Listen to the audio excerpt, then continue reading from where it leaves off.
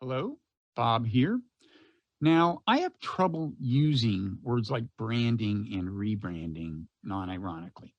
However, the fact is that my podcast, The Wright Show, is about to undergo some rebranding, and so is Bloggingheads TV, the YouTube channel that the video version of the show appears on. So I thought I'd give you a heads up. Starting in late June, the YouTube channel will be called Non-Zero, and so will the podcast. Now, technically, the podcast will be called Robert Wright's Non-Zero, so you'll find it under R in any alphabetical list of podcasts. Meanwhile, my Substack newsletter's name will not change. And since its name is already Non-Zero, that means that we are witnessing a case of brand unification. 3 brands are becoming one. My content is becoming less confusing in at least this one sense. So, what does this mean for you? Not that much. If you already subscribe to the YouTube channel or to the Wright Show podcast, you'll be automatically subscribed to the rebranded version. And by the way, if you're not already subscribed to both, you should take remedial action immediately. And make sure you're subscribed to the Non-Zero newsletter too. Now, I have to say, I will be sad to see the name Bloggingheads fade into the background. I started the Bloggingheads TV website in 2005, along with Mickey Kaus and Greg Dingle, and I will always be proud of our vast and rich archives, which, by the way, will still be available at www.bloggingheads.tv. And actually, for the time being, new content will be posted there in addition to on YouTube, so the site won't immediately turn into just some kind of museum.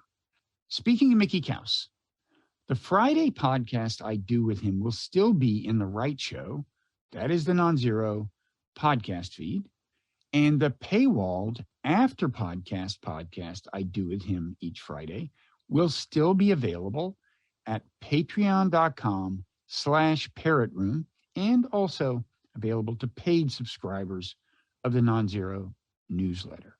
And I very much recommend the Parrot Room. So I close with this guidance. If you see something called Non-Zero and you don't already subscribe to it, subscribe to it. And if you want to rate and review and click the like button and stuff like that, so much the better. Thanks, and I will see you soon in Non-Zero land. Hi, Mickey. Hey, Bob. How you doing? Okay, you'll never get this one.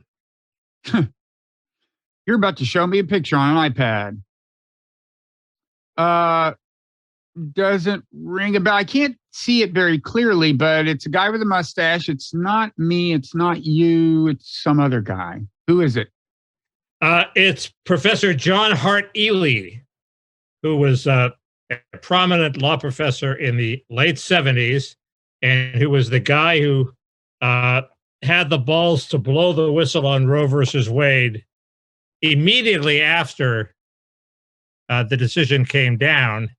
He cranked out a law review article that was fairly impressive because it basically made the basic case that, you know, what every law professor sort of, or what half of them sort of feared, which is the court's gone too far this time. We've been screaming that they've been departing from the Constitution, but this is the real thing. And I do want to read the last paragraph. It is never, this is about Roe. It came out like a couple of months after. So this is like 1973. 73. Mm-hmm. It is nevertheless a very bad decision, not because it will perceptibly weaken the court. It won't, and not because it conflicts with either my idea of progress or what the evidence suggests is society's. It doesn't. It is bad because it is bad constitutional law, or rather because it is not constitutional law and gives almost no sense of an obligation to try to be. That's the impression you got if you actually read the Roe decision, the Roe versus Wade decision. It was a terrible decision. It was just a piece of junk that didn't even try very hard to find a source for this right in the Constitution. It just basically said, well, we defer to the medical profession. They seem to feel that this is what when there's a life, and this is when there's not a life. And on that pathetic basis, they built a decision that lasted for 50 years, almost 50 years. It's amazing it lasted that long. Well, I thought the argument against it was more that constitutionally, more fundamentally, that it had to look pretty hard to find this right to privacy thing, which isn't explicit in the Constitution. I mean, I can imagine the court deciding that it has to figure out, what the semi-arbitrary line is where life begins and doing the best it can. But I thought the more fundamental critique of it had to do with that right to privacy. I think you don't even have to try to find out when life begins unless you say that a woman has a right in the Constitution. That's what I'm saying, yeah. Right. And the privacy right. So Eli guy focused on the when life begins question as opposed to the privacy? He focused on the I think both on the failure to the right to privacy had existed since Griswold versus Connecticut, which was a birth control case that married couples had the right to contraception in the bedroom. Mm-hmm. And the problem was that from there, it's still a leap from there to a woman's right to completely control her body. And other scholars since Roe have tried to come up with, you could say, well, it's like drawing blood. There's some cases that when the cops can draw blood from you, when they can't, that's taking something out of your body. But the actual Roe decision didn't really do any of that. Well, does Griswold still stand? Yes, but Justice Thomas wrote a concurrence where he seemed to say that Griswold was now in danger. And he seemed to be paving the way for gay marriage being in danger and various things being in danger. Right. Also gay marriage, also gay sex. Is it unconstitutional to ban gay sex? I mean, I try to take an extreme view. I think it would be constitutional to maybe ban heterosexual sex. Not all decisions have to be made by the Constitution, Some things you can rely on that the people will never allow that.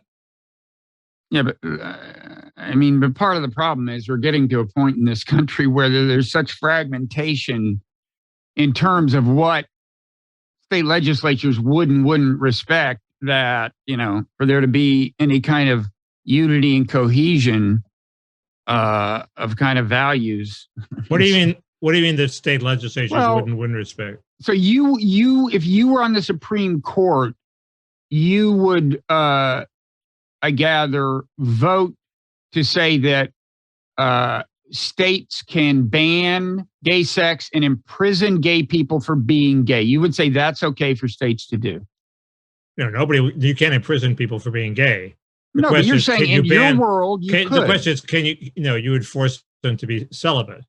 Well, wait. What's the punishment for not being? What's the punishment for not being celibate? The punishment for not being celibate would be whatever punishment the legislature says. Yeah, like going to jail. That's what I'm talking about. You are saying that you're not punishing them for being gay. You're punishing them for engaging in gay sex. For acting like they are gay, by being gay. It's like you would. I'm not advocating this. This is a pretty extreme position, but no. But just to be clear, if you were on the Supreme Court, you would vote that states have a right to imprison homosexuals if they engage in homosexual activity. That's what you're saying.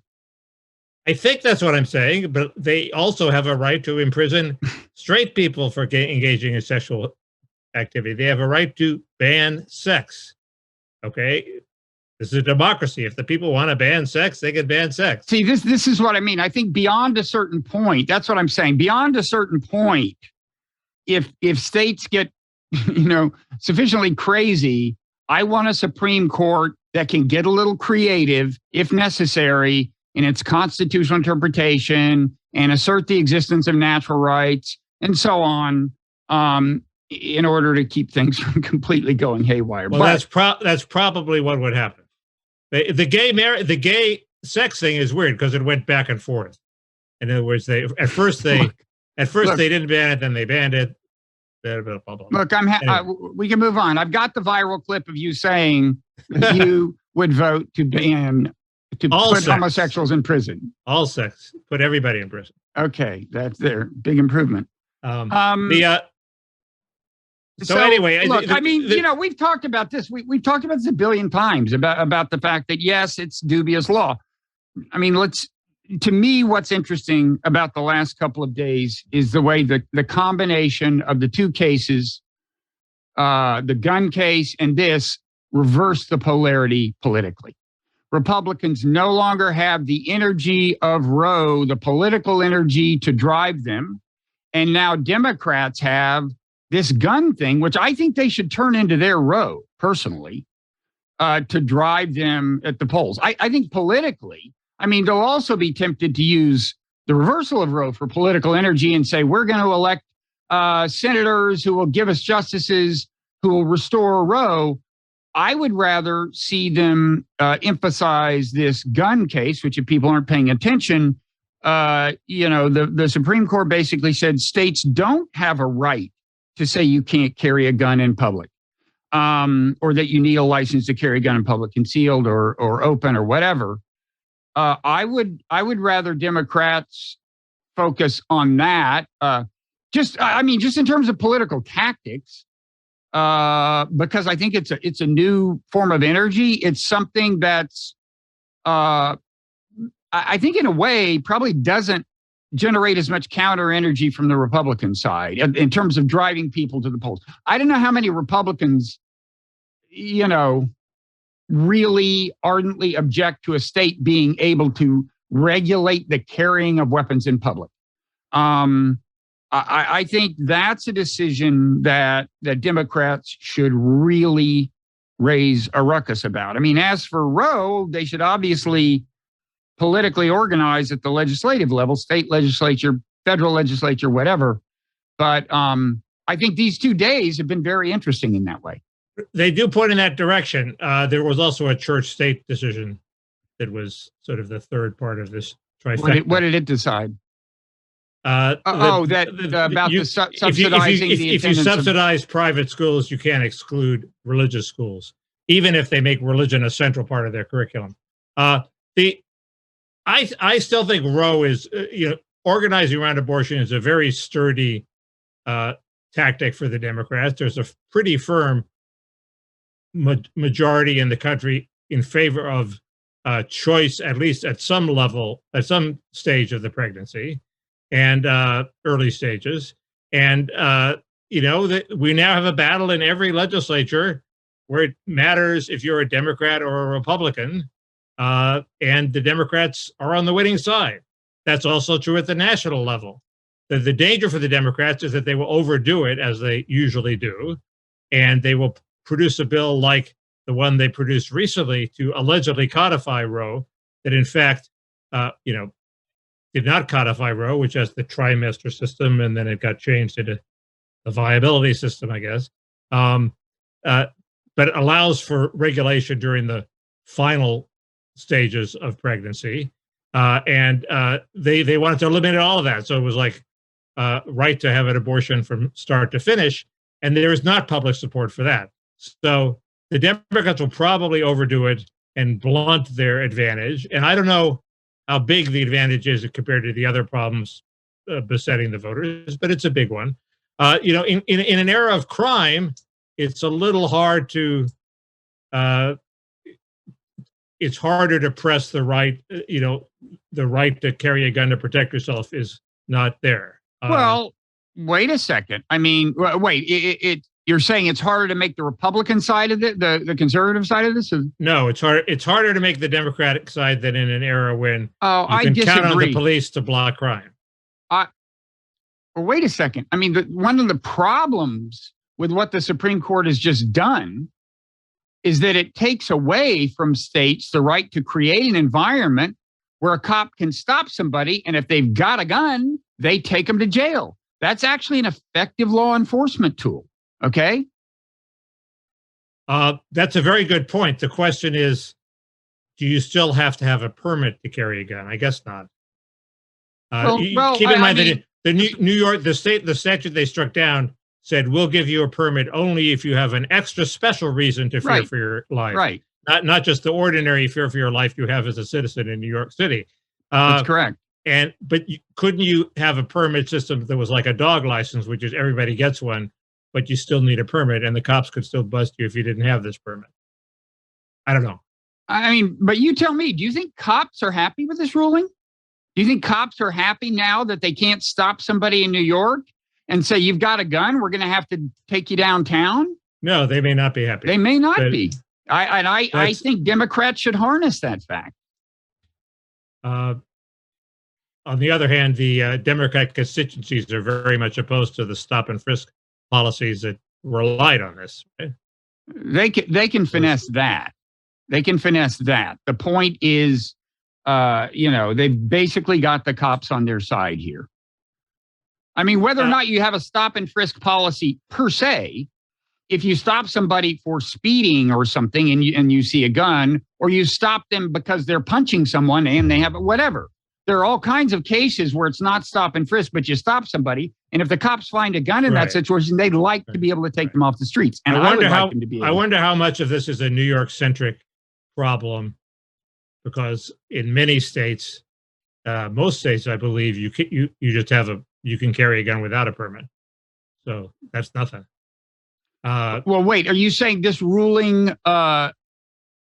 Well, okay, yeah. I mean, in Texas, I don't want that. In Texas, if the cops stop you and find a gun, you haven't violated the law. They can't do anything, right? And I don't want to live in a state like that. I don't want to live in a state where if I'm waiting for a bus and some guy says, "Hey, I was in line ahead of you," I might look down and see that he's got a gun. I just don't want that. I just don't want that kind of, public environment. I don't want to think maybe he's got a gun concealed, and I don't want to look down and see one in a holster. I want to have my, if you have disputes with people, I want it to be where nobody has a gun. This is fucking crazy. Well, there's a huge empirical argument over whether states that have concealed carry are safer or not safer. I think that there's a substantial bit of evidence, not all of it produced by John Lott, that argues that shows that they're safer. I mean, this kind of thing there is an argument that if you're scared that anybody has a gun, you're really polite to everybody, right? I'm not aware of this is such a hard thing to get at empirically, where there's no laboratory version of the experiment. So you've always got a billion different variables at play. But there are 50 different states, and if there's a clear trend, you would think. Well, yeah, but I mean, the states, there's so many things that are correlated with the laws themselves in terms of the demographics of the states. Right. I think it'd be interesting to see what the police interest groups say, because they tend to be pretty right-wing, and the right-wing position is. I mean, when the NRA wanted to allow cop killer bullets, the cops were pretty clear about that. Well, yeah, that's a slightly more extreme case. Yeah, more clear cut. In general, cops hate any vigilante action, and this certainly encourages vigilante action. So, I don't know. I mean, I feel energized, like politically, like we got to get these clowns out of here. I mean, the gun thing. I mean, the main objection. Now, on the Roe front, is it true that both Kavanaugh and Gorsuch said in their hearings under oath that they considered Roe settled law? That's been as far as I can see. Kavanaugh didn't say that. I suspect that it's one of those things where if you take the clips out of context, it looks like they lied. But if you, in fact, I mean, they were very well coached. They knew they wanted to overturn Roe, so it's hard to believe that they just flat out lied. They may have said, it's an important precedent. Of course, before we overturn precedent, we have to be very careful. But it's an important settled precedent. That would be different than saying we're never going to overturn it, right? Well, the gun thing, there's just so many things about it that are annoying. I mean, how is it the conservative thing to do to deny states this autonomy? A, B, to overrule a law that was 100 years old in New York. That's not conservative. And that nobody had thought to challenge until very recently. And at the same time that, of course, at least ironically, it's not some kind of logical contradiction, but they are asserting that in the case of, abortion, states do have a tremendous amount of inherent autonomy. And on top of that, of course, the gun thing is coming right after the school shooting and right after Congress has again shown that they just can't do shit. This gun control thing is pretty much a nothing. This legislation they're so proud of. Okay, 3 points. First, the reason they can do it with guns and not with abortion is because there's a Second Amendment that puts guns in the Constitution. Said it's not a logical. There's no language it's that puts abortion in the Constitution. Mickey, I said it's ironic, but not a logical contradiction. So save your breath on that. I'm allowed to finish my thought, okay? Well, I'm just saying, save the trouble when you're not, you said it, you implied that it was some kind of contradiction. No, I said it's ironic, but not a logical contradiction. My exact words. It's not a question of logic. It's a question of what's in the Constitution and what's not. The second thing is, a lot will depend on what happens in New York. I mean, this is really a New York City, certainly an urban-centric decision. If a bunch, I remember when I first moved to the city, the guy that brokered my apartment was this big liberal guy, but he had a gun, and I was like horrified of this guy. He was carrying it. He was carrying it concealed because he carried around money all day. He carried rent from landlords to tenants, from tenants to landlords. So he had a special reason. He told you he had a concealed weapon, or you happened to see it? He got a permit. He showed it to me. He has a permit. Oh. He was legal, but I was shocked that he had the special reason to have a gun. And if now everybody can have a gun, will it get safer or more dangerous? I mean, that is a question that will be answered over the next 6 months, unless I think it will be. I don't see any way that New York can get around this ruling.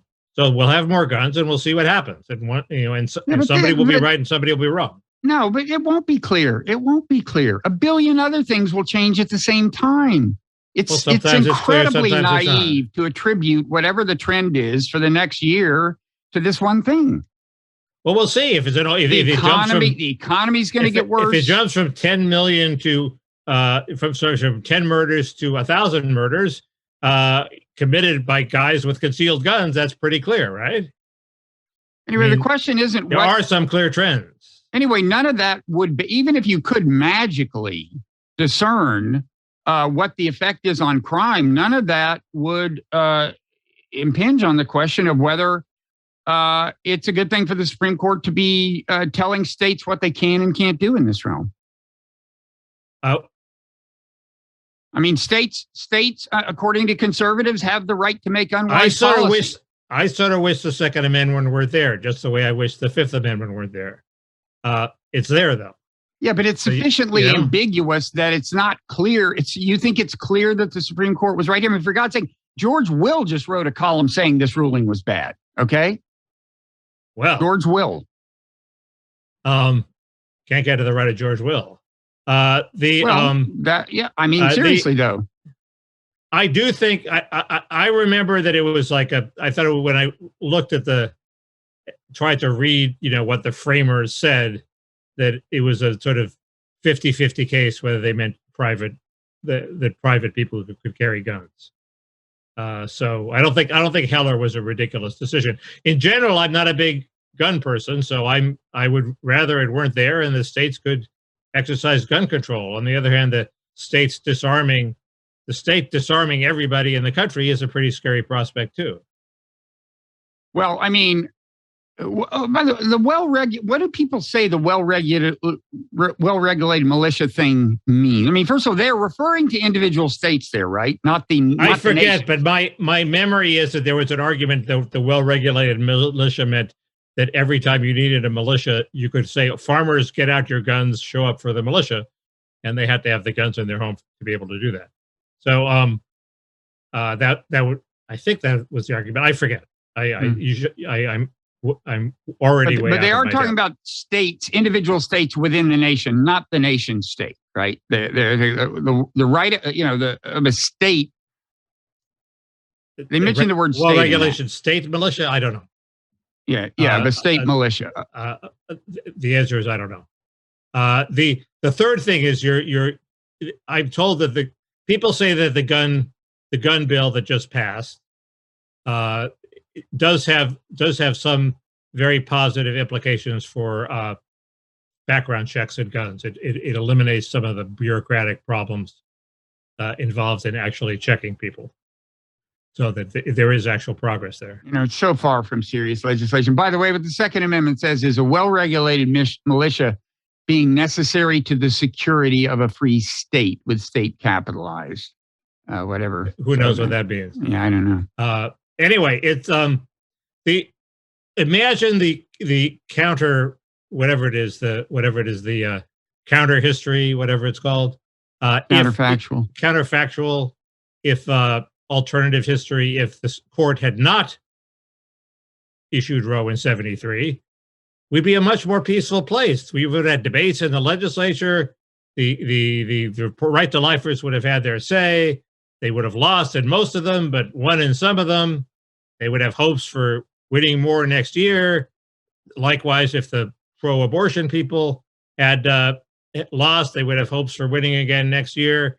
And we wouldn't have had this whole, it would be one area where like the sides are at each other at loggerheads, at increasingly violent loggerheads, that would have been eliminated. The issue is, I think I talked about this before, maybe not, that does that mean that getting rid of Roe will produce peace? I think not. I think things are too far gone now. I think some legislators are going to introduce a bill. I think it already has been introduced, saying women who consider an abortion can be committed to a mental institution. It's not going to pass, but people are going to go to extremes to try to get attention, because that's as you pointed out, that's the social environment we live in now. Whereas if we'd had 50 years of peaceful solution, democratic solution of the abortion dilemma, we'd be in much better shape, despite the environment of social media where everybody tries to be extreme. Yeah, I don't think things are going to get a lot more peaceful on that front. I mean, one thing I said I'm kind of worried about is if the Democrats make it their rallying cry that we need to elect senators who will select justices who will reverse Roe, that there will be a counter reaction to that by Republicans. I don't know. And that's why I'd like more emphasis on the rallying cry, on the guns rallying cry, like give states the right to regulate the carrying of guns in public. That just should seem, to most people, I think that's uncontroversial. They would, and I think they should make that the big thing. But I think they're both pretty big things. But but again, I think the second one evokes less of a counter. It's less amenable to the Republicans using you're saying that to drive their people to the polls. That's my argument. Is that there are a lot of pro-gun people. I mean, the Democrats haven't pushed this issue for years because they lost West Virginia because of the gun issue. So the Democrats have been terrified of the pro-gun populace. The other thing is Roe puts it back in the hands of the state legislature. So there will be fights in the state legislature. So the Democratic Party up and down the line will have an argument, vote for us. The gun decision takes it out of the hands of the state legislature. So electing a Democratic state legislator isn't going to do you any good. All the focus has to be at the top on the Supreme Court. And that's a fight we've had those sorts of fights for decades and decades, and it's not clear that this gives the Democrats that much more leverage. It's true that it's slightly, in some guises, it may put the law and order issue on their side, which is a big deal. I just mean, I think there are a whole lot of people who are pro-gun and exercised about the gun thing up to a point, but don't really want to carry one to their Walmart. Like they want to have the gun, they want to be able to go hunting, they want to have it in their house, they want to go to the shooting range. They don't need to carry it to and Walmart. They don't want other people to have it. And then they actually may not want other people carrying it. Well, that's the big issue. I mean, in fact, some of them may be white people who don't want black people carrying them around. Well, that's a huge sleeper issue that's wildly underestimated by the NRA, which is that black people with guns terrify white people. Right. So if the NRA equally enforces the right to the Second Amendment, which they have to do because that's the right thing to do, there are going to be a lot of people carrying guns that white people don't want to carry guns. And it's a big emotional sort of undercurrent issue that is never addressed, except right. One can talk about it in podcasts. And you see a guy, 100 yards from your house, and he's got a gun. You can't call the police. Is that what Americans want? No, I think if you see the gun, you can call the police. No, you can't. If anyone's allowed to carry a gun. Do you think this applied to unconcealed open carry? I believe, I do. I believe it applied to both. I didn't know that. I mean, the actual case involved concealed carry. But I think, the ruling applies to both. I mean, in Texas, what you have is open carry, right? Well, that's Texas. But I'm sure New York has both. I mean, if there are black people marching through the west side of Los Angeles openly carrying guns, that's going to have a political effect. Well, the Black Panthers, I guess the gun laws in California were amenable to this. They used to follow cops around carrying guns because the law allowed it. They just openly carried guns and followed cops around, they just said, we're keeping an eye on you. And I think at that point, there was nothing cops could do about it. I think they changed the law, probably. I don't know. I'm soft on the Black Panthers, too. I know you are. You've always spoken very. I'm soft on the Panthers and the Proud Boys. What can I say? Yeah. So let's see what else is going on. Ukraine. A whole lot of what stuff. Else is there? What? The January 6th hearings have been more effective than expected. Everybody agrees with that, and pretty much everybody agrees with the reason, which is it's a completely one-sided hearing where not only have they presented, the sliver of facts that seems most damning to people who haven't looked at the whole picture, but also they've gotten rid of the whole chazarai of congressional hearings where you waste time with Democrats arguing with Republicans and the other side, filibustering and asking stupid questions and yelling at each other and everything taking 5 times as long as it should take. They've narrowed it down, and it turns out if you actually run congressional hearings rationally, it's a much more effective way of conveying information than if you run them the traditional way. So, the counter argument from kind of your side would be, but you get a less balanced picture of. Well, I think you do. It's a totally unbalanced picture. For two recent examples. One from the last few days that Senator Ron Johnson, who happens to be the most endangered Republican in the Senate, that he gave a folder of fake electors to the vice president. And it turns out that if you look at what really happened, it's a little more muddled than that. Somebody called Johnson's staff and said, you got to give these fake electors to the vice president. They called the vice president's office, and the vice president's office said, we already know about those fake electors. Don't send the letter. You can't send an uninspected letter to the vice president. It could have a weapon in it or, some anthrax or something. You just can't do it. Don't do it. And then he didn't do it. He backed down. So his staff backed down. It's not clear he ever knew all this was happening. So it's just a much more muddled picture. Same with Trump, and you have to give me 11,000. All I need is 11,000 votes. That was in a call where he had run down all the areas where he thought votes had been stolen from it. So, in Fulton County, there's this problem, and Raffensperger sort of pledged to knock all those down. But it wasn't just like pick 11,000 votes at random. Obviously, he wants to overturn the election. I mean, duh. But Trump cited the number he needed to overturn the election and said, that's how many votes I need, right? Right. But he's making explicit what everybody understood. You don't think Gore in Florida, if he asked for a recount, he only needed so many votes. Everybody knew how many votes he needed. He didn't have to say it. He wasn't stupid enough to say it. Okay. Trump was trying to put the arm on him a bit. It's not a good thing to do. but it's not like he's saying by hook or by crook, give me 11,000 votes. Well, he's saying, that here's really, 100,000 questionable votes. All I need are 11,000. That's a little better. No, if you listen to the conversation, there's a very strong hook or crook vibe. I mean, come on. Raffensperger says, no, I can send you a link that will show you that you're wrong about this number of votes. Trump says, don't send me the link. I don't want to see the link. You know, he's like, I just need this many votes. It's very much a hook or crook case. Okay, that's a good point. But they did agree to have their staffs go over it case by case after the phone call. Look, Trump, that raises the issue of whether Trump, obviously what Trump did was bad, very bad, very, very bad. But the question is, should Merrick Garland now indict him?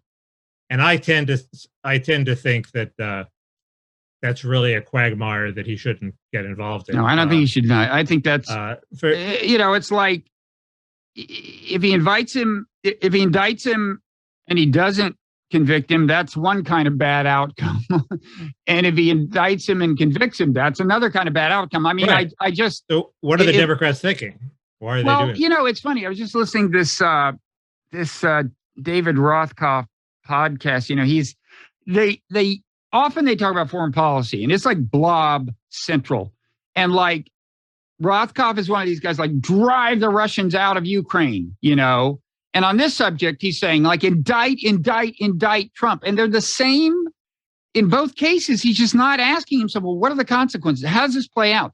What do you think happens in America right now if you put in prison, you know, a guy with this huge ardent following who's planning to run for president? Some people, many of whom, by the way, have guns for better or worse, are going to consider that a political prisoner. It's just not what America needs right now, any more than it needs to put Vladimir Putin, who has nuclear weapons, in a situation that he considers an existential threat to his regime. It's also incredibly banana republicly to put your predecessor in jail. Yeah. And it also will have a chilling effect on things that are constitutional rights. I mean, every election probably that's close, the loser thinks he was cheated. Okay, we've had a bunch of close elections. The loser claims the system is rigged. Nobody can really prove the system is rigged or not. The left thinks Russia changed the vote totals in counties in Pennsylvania. You can't ever really prove that didn't happen. Okay, Trump thinks there's some other shenanigans involving mail-in ballots dropped in drop boxes in the middle of the night. You can't ever prove that didn't happen. So he's gonna, and we're now making it so that he's allowed to contest it. You know, sometimes the contestant will be right. He's allowed to contest it, but at a certain point, it goes from being what every candidate does to a federal crime. I mean, what campaign lawyer is going to say, Mr. President, you lost ever again? Because the candidate's going to say, you're fired. You're setting me up for a crime. If I do anything now after you've told me this to contest the vote, it looks like I'm defying the law. I knew it was illegal. I mean, I don't know. It has all sorts of unintended consequences. That seems to me like a pretty third order one. I just think, I mean, people with a Trump are reluctant to tell him that anyway, because Trump's the kind of guy who'll fire you if you, he's a thug. But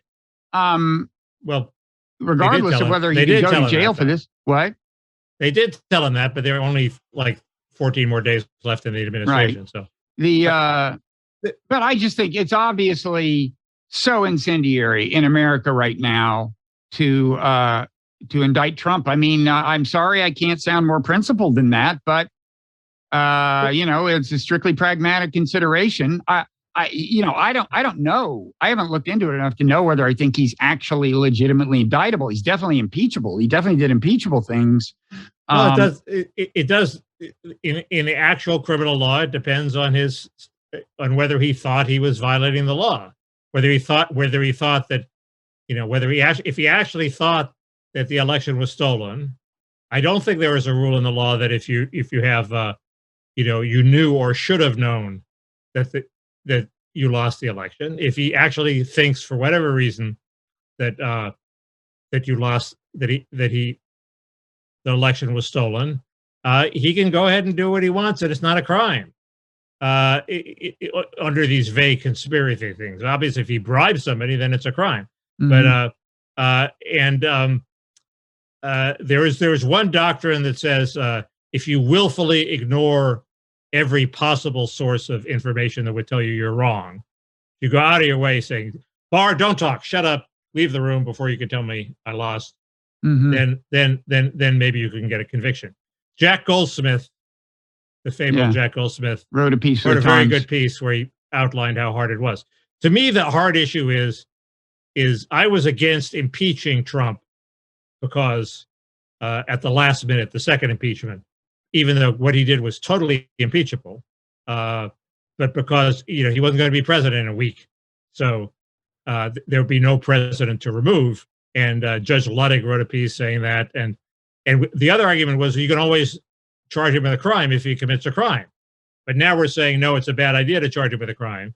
So does that mean that in the last week of his administration, a president has sort of a free license to commit crimes because everybody's going to say you can imprison a former president later on? And I think the argument, that's not quite what I'm saying, but go ahead. But I think, and I'm saying that's what you're saying. I'm saying that's a dilemma in what I have said. And I think the argument that has to be that it has to be a pretty fucking big crime to indict a president for what he does in the last week. So I guess he has a license to commit little petty crime. I think it should be a pretty clear-cut case if you're going to indict a president. But especially in the current political environment, I would tread carefully, and I think Garland probably is. Yeah, and we basically agree. I mean, clear-cut crime or major crime. I mean, what else? There's so anyway, quickly to finish on this. So you're saying, is there actually evidence that this is working with the public from the Democrats' point of view? That public opinion is moving or anything? No, and that's what the only evidence is how well that I've seen is how well Ron DeSantis is doing in New Hampshire. There was a poll. This is the earthquake in public opinion since we last talked. There's a poll in New Hampshire, early primary state, where voters are sort of professional voters up there, where DeSantis was not only ahead of Trump, but DeSantis beats Biden and Trump loses to Biden. So that's a huge downgrade in Trump's popularity. Why this huge downgrade? One obvious explanation is the January 6 hearings. And I have readers who said, God, that guy from Arizona really got to me, or God, those poll workers really got to me. So there are obviously some people who, these are not anti-Trump people, who there are some people who were affected. But I haven't seen a poll that actually measured how much impact the 6 had, but it's possible that it's having a big impact. It could also be kind of a slow impact. I mean, you've got your kind of opinion leaders, your relatively more informed people paying attention, and over time they talk to people and right. Things change. You never know. Right. And I am somebody who thought it would be ignored. So yeah, I think I was at least a little wrong about that. Luckily, it won't propel Lynn Cheney to victory in her congressional race. But I bet it prompts her to run for president. You think? The rule of the default position is everybody's running for president unless something actually stops them. Speaking of presidential candidates, how about Van Jones? Each week I bring up a new idea for somebody other than Biden or Kamala Harris. Van Jones is a very, very good idea. He's a very smart man and a very articulate man. He has a little bit of, and the secret to Van Jones is that his wife works for the LA school system, where the job is to fire teachers who are in the teachers' unions. So her job is to oppose the union. So he's not going to have any illusions. So he's got a built-in Sister Soldier moment. He's got a built-in reality check on the power of organized labor and reality check on democratic dogma. He's a Democrat, but I know that's why I call this the Sister Soldier moment. I just mean it's counter. It's counter. But he's not about to attack organized labor. I mean, No. but anyway, the other moment, the reason why, he came up with the idea of green jobs. He's a very inventive guy. That's why he got a job in the Obama administration.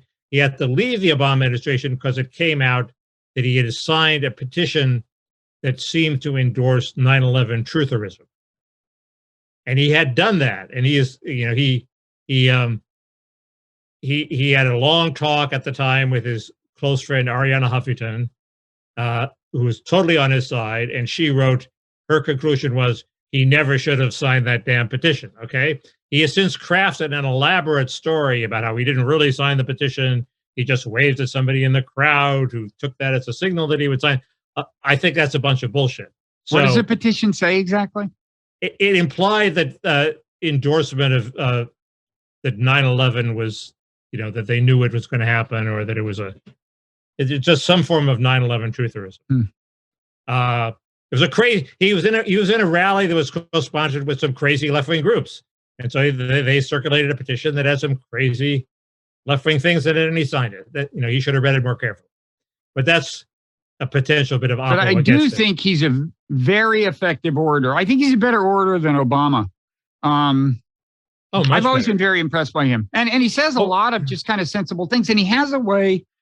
He has a way of saying things that appeal to his base without alienating people who aren't in his base. You know what I mean? I agree with that. I agree with all of that. He's not a polarizing figure. I'm sure you can find things he said that piss off the right, but he strikes me as not a very polarizing figure. Obama was a great orator on occasion, but he was a bad salesman. Those are two different skills. In other words, he could give a speech that made you proud to be an American, and he could give a speech. His election night speech after he won was one of the most eloquent speeches I've ever heard, and even people on the right were sort of impressed by his funeral speeches after some of these massacres. But he was very bad at selling Americans on, you got to do this. And Reagan and Clinton were pretty good at this. And I think Van Jones would be better than Obama at that. Mm-hmm. I agree. There was,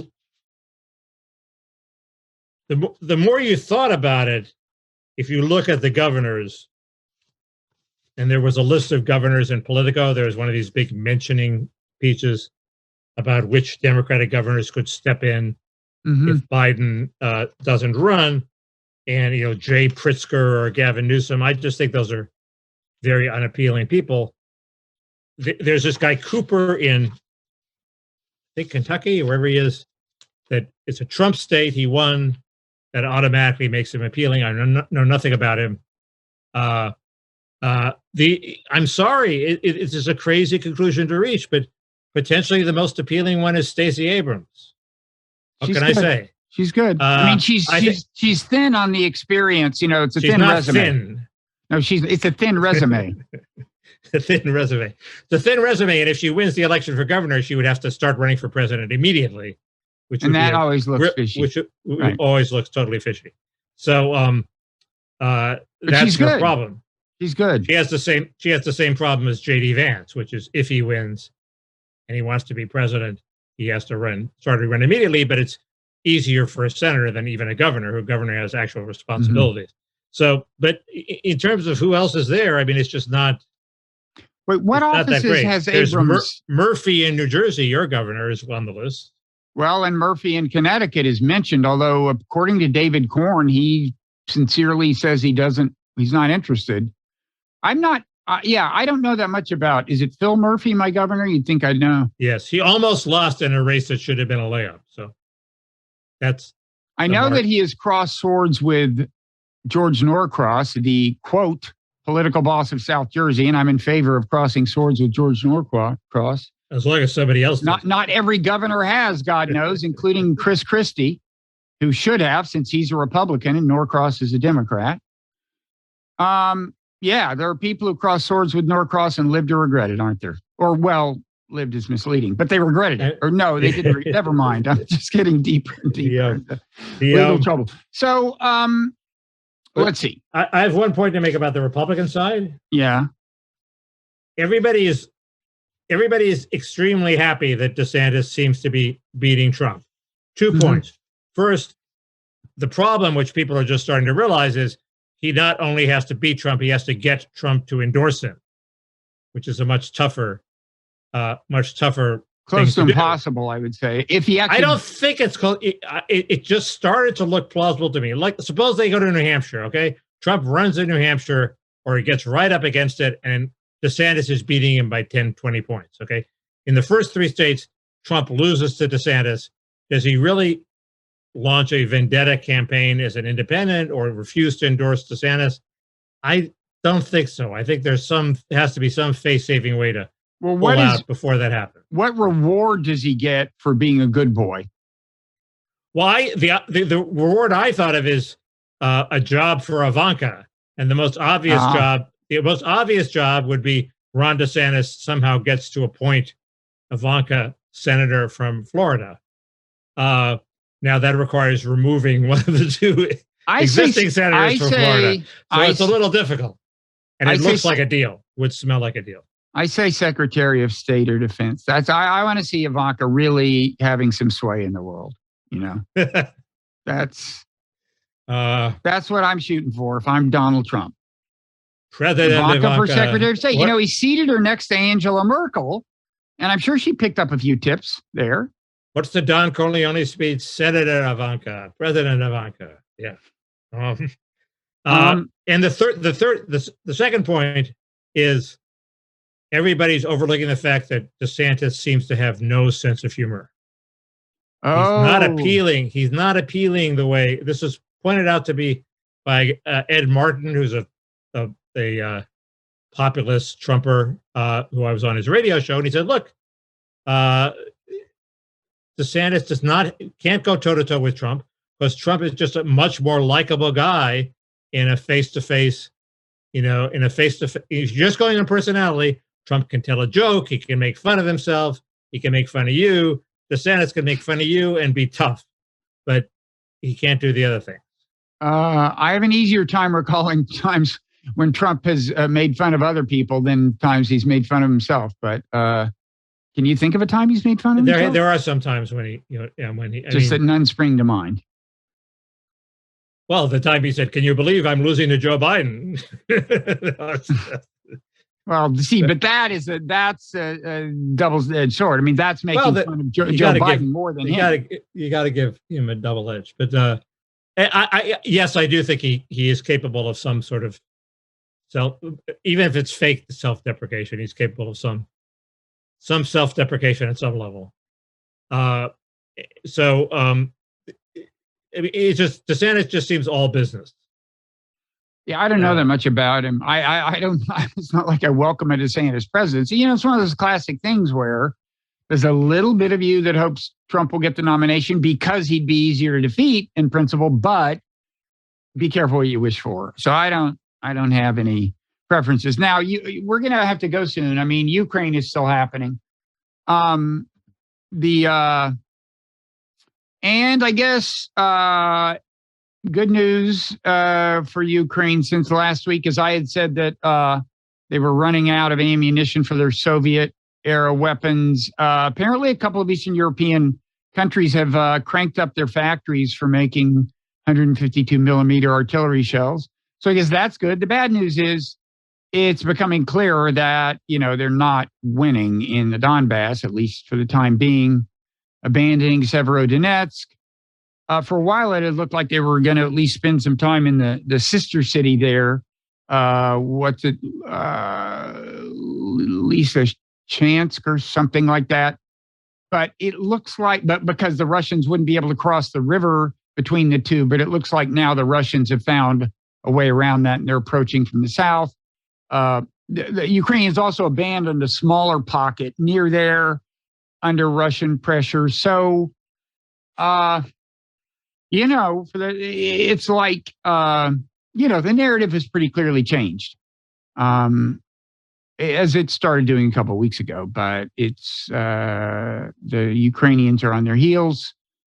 And I don't think we know exactly how exhausted the Russian troops are.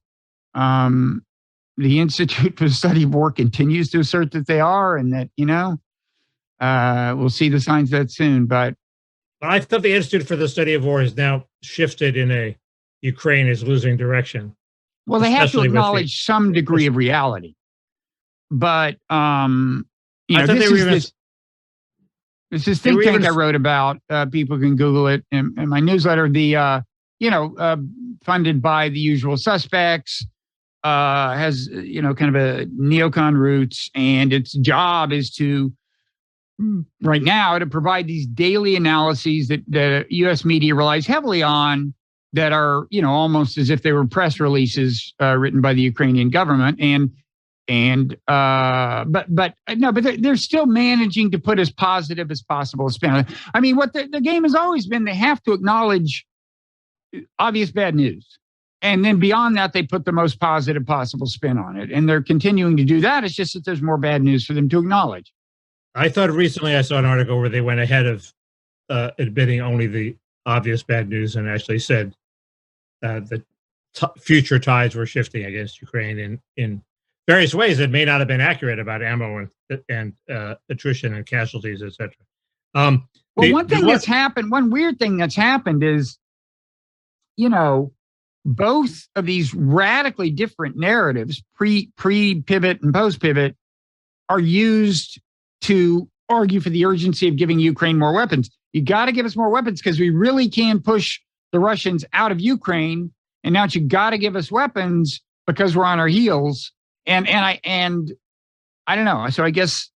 Well, there is a line that would have been counterproductive to Ukraine that they didn't take, which is at the beginning to say, this is hopeless. Ukraine shouldn't wage this war. It's pointless for us to get into the fight with them, and in a fight on their side. And they didn't do that. So there's a time when it would have been hard to turn that into an argument for giving arms to Ukraine, that they have no chance. I'm not sure I followed that, but there's a reason why the neocons were, hey, Ukraine is winning, and now there's, hey, Ukraine's on the ropes. That is a strategy designed to maximize aid to Ukraine. Yeah, I guess the worst thing to say is things are going okay. It's all right, Yeah, it's a war of attrition. It'll last forever. We're going to be living with it for the rest of our lives. I mean, there is the possibility that as more of these Western weapons enter the arsenal and they master them and get them to the front, that you will see a changing of the tide. I don't quite understand. They got 7 artillery pieces from Russia and 5 from Holland. They probably have incompatible systems. They have to train their people on each weapon system. Only for 7 guns? I mean, it's a problem. Don't they need like 150 guns? Well, America is giving them about that many howitzers. Yeah. But you're right. A lot of it is coming in more of a piecemeal way. But I'll tell you, the numbers I've heard more than one credible person has said that the ratio of shells launched, artillery shells between Russia and Ukraine, is like 10 to 1, 20 to 1. I heard that the Russians, these Russians with attitude guys said that they had heard the Russians were using 100,000 artillery shells a day. I mean, Ukraine, I really can't believe that's true. But the most conservative account is that the Russians have a 3 to 1, 4 to 1 advantage in artillery shells. And if that doesn't change, pretty soon, if something doesn't change pretty soon, then the Russians are going to have, they should have Luhansk, I would think, within days, because all that's left is the aforementioned 2 cities. And once they're at that point, if the momentum continues at the current pace, they could be, just weeks away from the province of Donetsk. And those are the 2 that Putin set out to get. If you want to see the silver lining, I would say it's that once he's got those 2, that's the first point at which you can realistically expect him to want to talk ceasefire, enduring peace. Now, convincing the Ukrainians and Americans to settle for a peace deal where Russia is not completely driven out of the country is another question. But I think that's what needs to start happening is people start getting realistic. I don't think it'll be difficult to convince Americans. It might be hard to convince the Ukrainian lobby. Well, the American opinion leaders, a lot of the kind of Michael McFalls of the world who dominate MSNBC, a lot of them, you are going to be hard to sell, I think. But and look, for that matter, I think there are a lot of Ukrainians. That's a pretty persistent caller you got there. Does your phone ever just say, "Okay, look, we're not here"? It just stopped. Okay. It's probably the police calling to say that there's somebody army of people with guns moving through the city. So it started again. There's somebody who really wants to get in touch with you. I can't hear it through my headphones. So okay, sorry if you can. There's one wrinkle, which is supposedly Russia is so pressed for troops that it's pulled some of its military force out of Syria. And Turkey is taking advantage of it to invade Syria in its pursuit of the Kurds. And, my reaction to all this is, I don't care. So what if Russia has or hasn't more power in Syria, or the Turks have? I mean, the Kurds always get screwed, but they can defend themselves. But that is happening. Well, Turkey is also trying to use the leverage of letting Sweden and Finland into NATO to get the Americans to give them more leeway in Syria to screw over the Kurds. So the Kurds they're getting it coming and going. That's getting less discussion. I mean, the thing that's more discussed is that Turkey's trying to use its leverage to get, I guess it's Sweden more than Finland maybe, to quit giving a soapbox to these Kurdish separatists who are there in Sweden. But they're also trying to get what they can out of Syria. I had Josh Landis on my podcast, and he talked about that. Now should I save my weekly complaint about media bias about Ukraine for the Parrot Room? How are we on time here? I don't know. 59 minutes. 59 minutes. We should head off into the sunset, especially since we need to commemorate Mickey. Juneteenth, Mark Shields' death. Well, we can talk about Mark Shields' death in the Parrot Room, or Juneteenth if you want. I have a little controversy about Juneteenth too. Yeah. Okay. But no, if people are watching on YouTube and they look up and see that Bloggingheads logo at the top of the channel, take a good look, folks, because the long-awaited rebranding is happening. It's gonna say non-zero next week. And to commemorate this bittersweet passage, you and I had a conversation with David Korn that will air eventually. I've been having conversations with a series of people who are early blogging heads, and it was pretty lively with David. The part I was in, yeah. Well, you should have seen the part before you showed up. I assume you were saying nice things about me.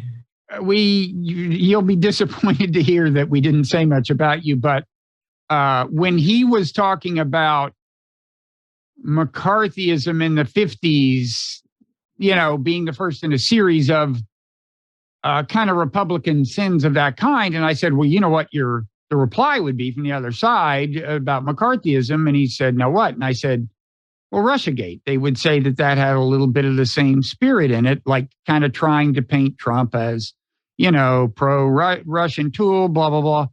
That got David energized. There was some really? energy. Okay. There was some energy coming out of him after that. Oh, yeah. Good. Okay. But congratulations. He seemed to be he kept saying he seemed to be trying to get to the sentence, but you voted for Trump twice as often as possible. Well, I try to get to that sentence frequently. But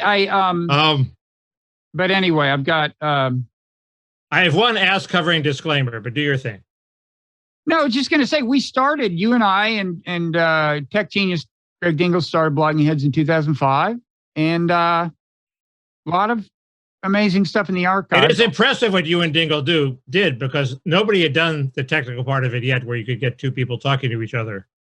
Now it's it's like breathing; it happens all the time. But Dingle especially figured out a way to do it, right? Under your guidance. I had the idea of. I remember when I had the idea. I mean, people see. This is like before broadband was common, so you couldn't. It wasn't like this where we could see each other while we're talking. And what I realized was, I mean, I hadn't heard of Skype or anything.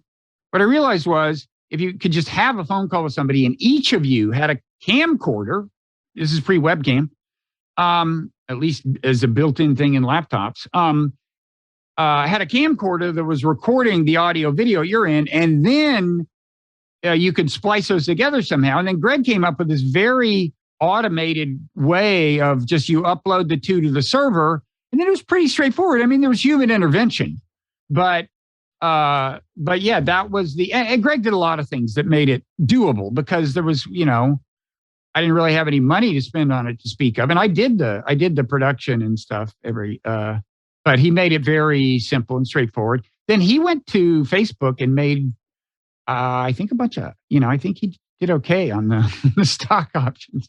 And he's living in France now. Much younger than you and I, and yet I believe retired. So anyway, he's not working on the metaverse. He's not at Facebook anymore.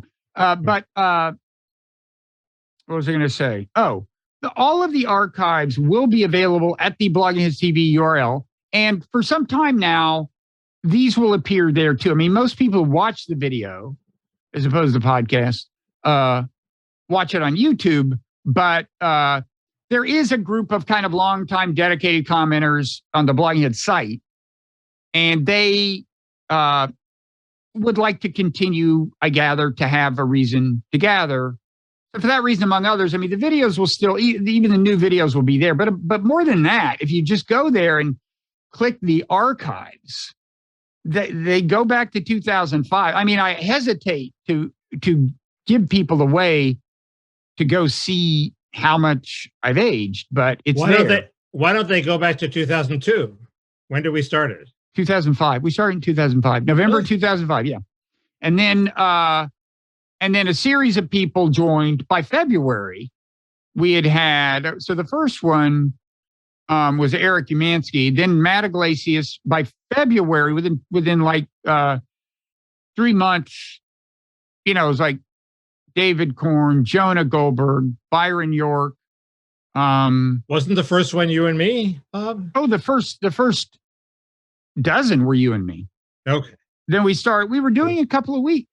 And then we started branching out and inviting various people. Who you should post pictures of all these people in their youth. It would be embarrassing for all concerned. Some have held up pretty well. You've held up okay, better than me. Congratulations. That's for sure. So can I give my self-preservative disclaimer? Yeah. I don't think it's a good idea to pass a law banning sex. Okay, I'm just saying that in a democracy, heterosexual sex or homosexual sex or any kind of sex, in a democracy, legislators can do bad things, and it's the job of the voters to stop it. The Supreme Court it's not the job to second guess and correct even egregious legislative decisions. Sometimes they're going to pass a law that's so egregious that there's people are going to, be on the verge of revolution, and that's how it's going to be resolved. But the court can't do everything. I think with only modest editing of what you said in this video, we can get a clip of you saying, and it is the job of legislatures to ban homosexuality. I think we can get that out of this. It's just a little splicing of what you said earlier with this. Maybe if I add the word hygiene, you can splice that word in there too. Yeah, we can get that. We can do that for you. I mean, actually, the first clip, we don't need to splice, man. That first clip is gold. That is solid. That is so great that this is the last Bloggingheads per se, because it's a career ender for you. Get the first. Was it Colonel Batguana who thought our bodily fluids were being sapped? I forget the name. Precious bodily fluids. I know that. Anyway, okay. Well, I get the Colonel Batguano award. So this was the perfect ending, Bloggingheads. I got irate at the beginning, as I used to do on Bloggingheads, as I was famous for doing. And you ended your career. So that's great. That's all. It's win-win. I'm the Kenny of Bloggingheads. The what? On South Park, isn't there a character who they kill every week? Oh, I don't know. I think the character is Kenny, and So I get canceled every week. Okay, well, you're good at what you do. So we'll see people in the Parrot Room, which we're about to go to, patreon.com/Parrot Room. Wait, what else are we going to talk about at the Parrot Room? So we mentioned a couple of things. I had promised last week in the Parrot Room to roll out my killer argument against what is it, Nick Bostrom? Is that his name? The guy with the simulation argument? The philosopher? Bostrom, I think. Ostrom. I'm gonna blow him away. I got to remember. You've already blown him away. You don't even know how to pronounce his name. Oh, that was a power play. But this is an actual refutation of the argument. We'll talk about other stuff. This show Undone that I want to compare and contrast with everything. There's a whole lot of stuff. There's I have Juneteenth. There's I have this theory that we're all the Beatles now. I'll explain that to you. There's sort of a crucial test for Brexit coming up. You probably didn't even know that. I think there's a wrinkle. I have a prediction about the lab leak hypothesis that that you will think is extreme and hate. There's the Buzz Lightyear disaster. The Buzz Lightyear? There's a movie called Lightyear by Disney, and it's bombing. And it's woke. Is that what you're going to say? Well, the argument is it bombing because it's woke? Do I have a lot to say about Mark Shields? We'll see. And there's are we impressed with the new Ben Smith venture Semafor? Oh, is that now out? We know what they're doing? No, but it's out incredibly soon, and it's going to start as an email newsletter. They seem to be emulating my friend Richard Rushfield at the Ankler, but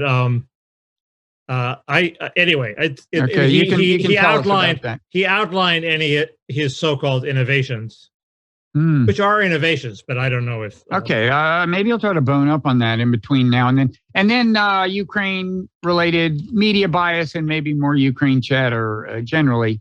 There's some immigration news. Yum. I knew you were waiting for that. And I don't know, at some point we should talk about speaking of things the legislature can do, doesn't government need to intervene to stop or regulate artificial intelligence? AI regulation. Maybe we'll do a Bonesaw Golf Circuit update. That's the is that the unofficial name for the LIV tour? The Bonesaw it's the one tour? I'm trying to give it. It's my I if it catches on, I get full credit. I'm trying to. It's good, right? Bonesaw Golf Circuit, BGC. That's much better. It's better than the word I tried to launch this week, which is organizations that were wrecked by wokeism were roked. WROKED. Isn't that genius, Bob? They were roked. Your organization was roked. I'm shocked it didn't become famous, Mickey. That was the night is young, Bob. Yeah, no, I'm not giving up. It's a sleeper. Yeah, you never know when you're close to the tipping point, Mickey. Keep it going. So, I love the condescension of that remark was just wonderfully delicious. That was actually a reference to early '60s TV. To keep it going. It was on the Dick Van Dyke Show. It was an early appearance by, what was his name? Was it Gibson? The guy who on Laugh-In played the Nazi and said very interesting. Artie Gibson. Artie Gibson. Yeah. He did a poem called "Keep It Going." If it rains, and maybe that's a good way to play us out of the final blogging heads and toward patreon.com/Parrot Room is if I just do a little bit of keep it going. It was, if it rains or if it shines, keep it going. And it went on like that. Keep it going. And we will. See you there.